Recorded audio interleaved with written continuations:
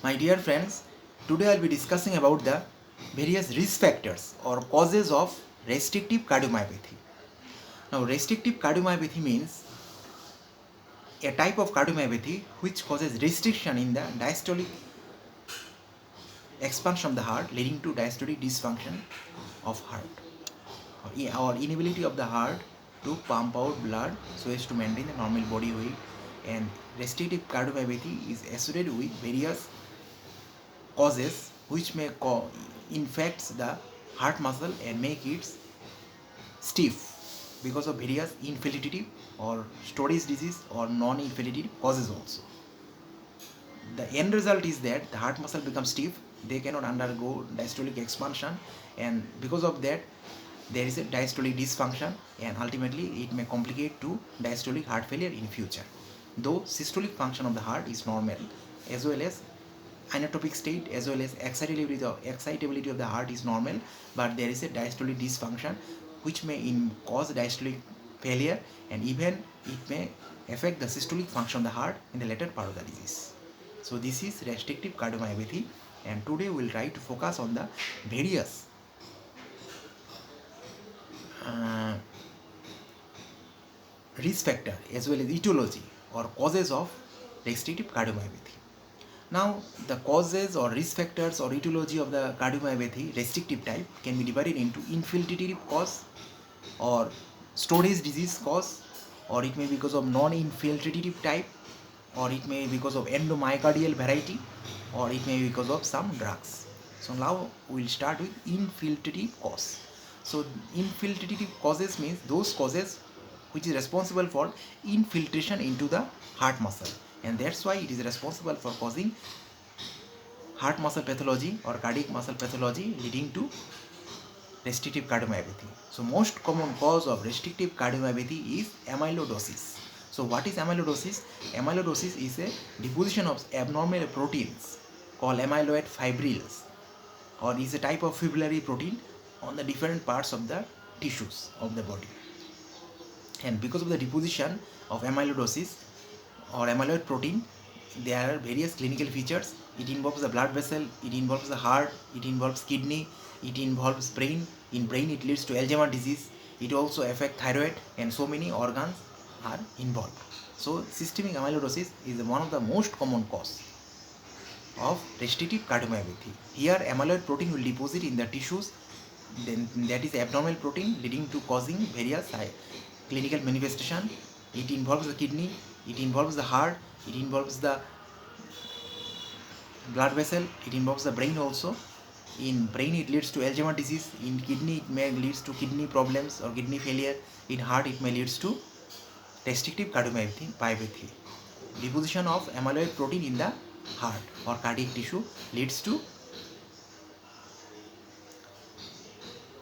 restrictive cardiomyopathy. Next important infiltrative cause of restrictive cardiomyopathy is sarcoidosis. What is sarcoidosis?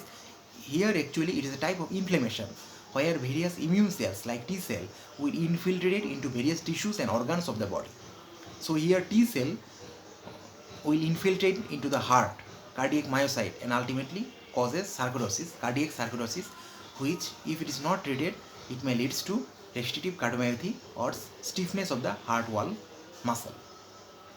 There is another important cause of or infiltrative cause of restrictive cardiomyopathy, and that is hyperoxaluria.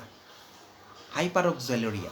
What is this? That is primary increase oxalate in the urine.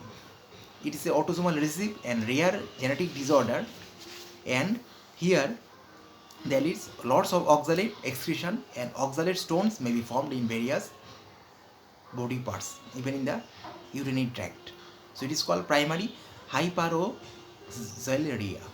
Hyperoxaluria. So excretion of oxalates on the urine or formation of various oxalate stones on the various parts of the body. Even in the kidneys also it may form oxalate stone. It is an autosomal recessive and rare disorders. So this is called primary hyperoxaluria. Then next comes some storage disease. Out of these, most common is Fabry's disease. What is Fabry's disease? It's a genetic disorder which is of rare type, and here the lysosomal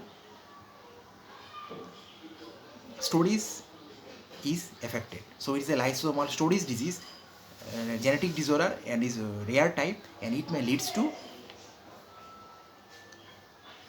restrictive cardiomyopathy. Beside, another disease known as Gaucher disease may also leads to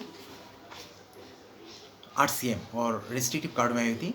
And what is Gaucher disease? It is a genetic disorder where glucocerebroside, a special type of glucocerebroside known as sphingolipid, will deposit in the cells or accumulate in the cells, and which may leads to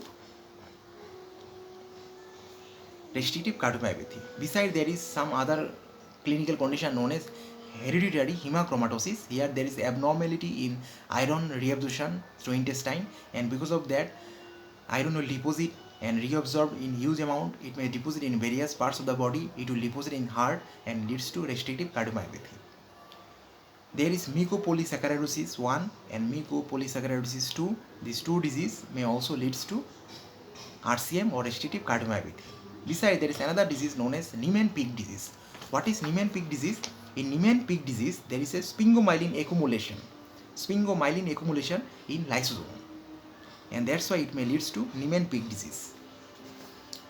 Besides, there are few non-infiltrative cause also, like idiopathic of unknown origin. Some non-infiltrative cause because of unknown origin may also affect heart muscle and leads to restrictive cardiomyopathy. Besides, some other clinical condition like diabetic cardiomyopathy may be there. So diabetes can also causes cardiomyopathy, and it will leads to restrictive cardiomyopathy. Then there is a disease known as scleroderma. What is scleroderma? In scleroderma, there is autoimmune involvement of skin, blood vessels, and various structures of the body. So autoimmune involvement of skin, blood vessels in our body leads to scleroderma. Sclero means sclerosis, derma means skin. So it leads to sclerosis or hardening or calcification of the skin. So scleroderma also affects the heart, and it may lead to restrictive cardiomyopathy. Besides, some myopathy may also leads to heart muscle pathology and leads to restrictive cardiomyopathy. There is another condition known as pseudoxanthoma elasticum. What is this? In pseudoxanthoma elasticum, there is a genetic disorder where there is a mineralization of the elastic fibers of the body. So elastic fibers of the body will undergo mineralization, and it leads to a condition known as pseudoxanthoma elasticum, and it may leads to restrictive cardiomyopathy. Besides, some sarcomere protein disorders may also cause restrictive cardiomyopathy. Besides that, we have also another syndrome known as Werner syndrome, where there is a defect in aging or accelerated aging.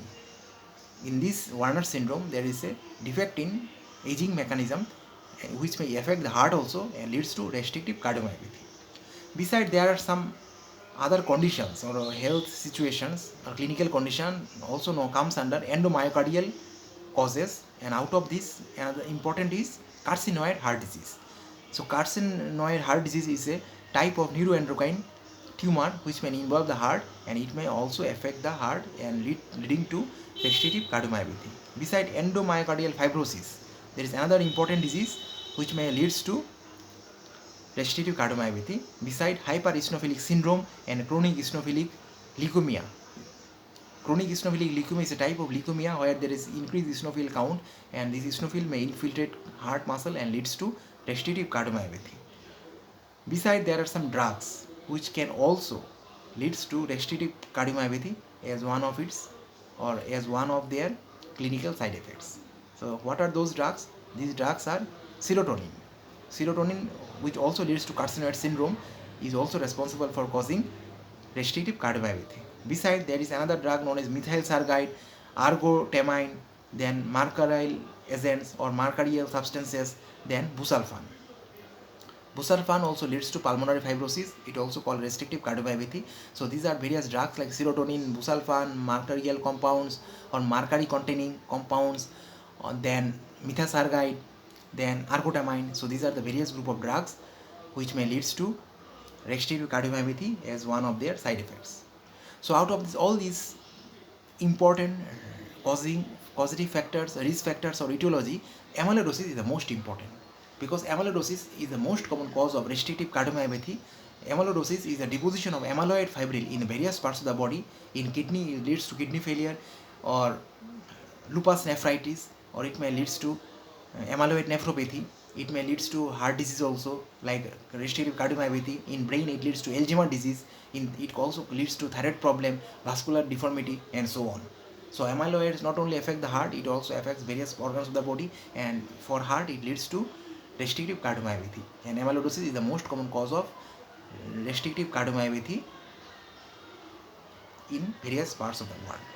So these are the various causative agents or risk factors, and diagnosis of which is very much important. So if you want to diagnose restrictive cardiomyopathy, we have to keep in mind about the various causative factors. So, and that's why diagnosis of cardiomyopathy also, especially restrictive type, also depends on diagnosis of the various diseases, because various diseases like Gaucher disease, Fabry's disease, Niemann-Pick's disease, then hypereosinophilic syndrome or amyloidosis may affect the restrictive cardiomyopathy.